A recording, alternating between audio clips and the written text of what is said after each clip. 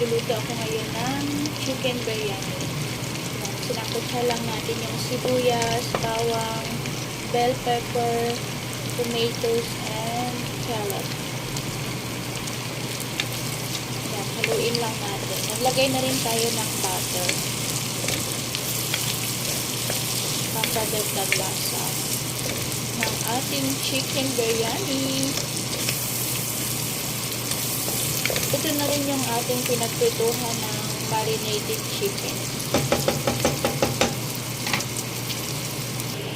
Then, i-add na natin yung ating curry powder, then turmeric, cumin, paprika, star anise, ginger powder, then dried lemon, bay leaves, then cardamom, tsaka corn pepper.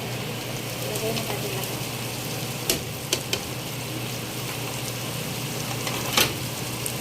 Then, haluin lang natin.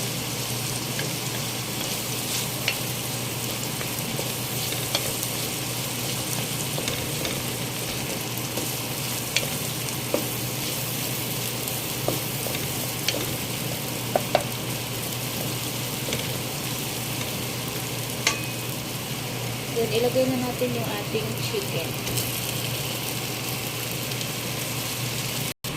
Maglagay tayo ng salt. Then, mix na muna natin para magpantay yung lasa. Nag-add na rin tayo ng chicken cube.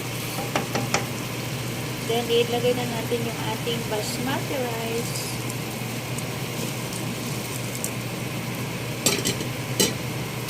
Yan na yung ating basmati rice. Then, mag-add tayo ng water.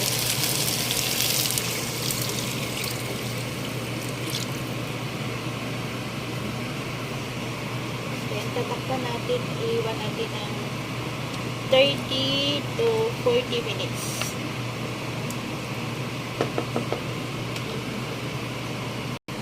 Yan, takpan lang muna natin, then iwanan natin na nakatakip siya, hindi natin bubuksan.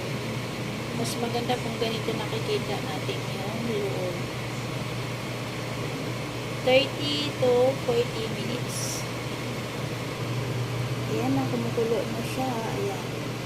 Ayan yung kagandahan kapag nakikita yung loob ng ating niluluto. Ayan, hindi na natin kailangan buksan. Kaya hininaan na natin yung ating apoy. Wait natin for 30 to 40 minutes. Ito na yung ating chicken biryani. Lalagay na natin yung toppings. Onion. Fried onion.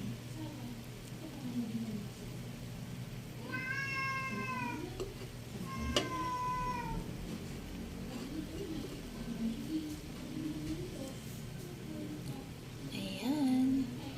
Thank you for watching. May God bless us all. Bye.